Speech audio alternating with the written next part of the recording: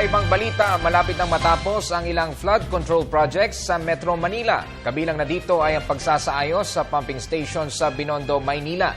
Si Joseph Parafina sa detalye. Makakahinga na ng maluwag ang mga residente ng Metro Manila. Ito dahil sa pinagmalaki ng DPWH at ng MMDA at ng nanalong contractor na JD Legazpi Construction na malapit nang matapos bago magpasko ang mga nire-rehabilitate na Binondo Pumping Station at iba pang kasabay nito na ginagawa at nasa makakakontrol ng problema ng baha sa Metro Manila. Sinuri ng mga ito ang mga equipments na mula pa sa Korea sa main warehouse ng contractor dito sa bayan ng Marilao, Bulacan.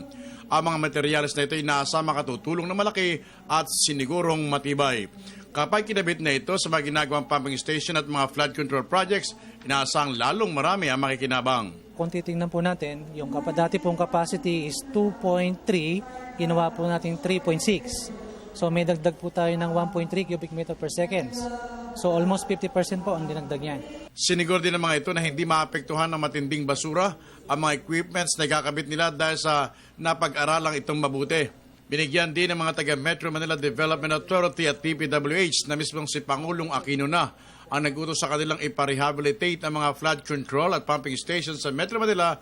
Ito'y dahil sa naranasang sunod-sunod na pagbaha sa Metro Manila na matagal humupa dahil sa mga baradong kanal at mga ilog. Ito abot siguro ng 10 years, depende sa pag-maintain ho nila. No? Kung maayos sa pag-maintain ito, baka tatagal ho.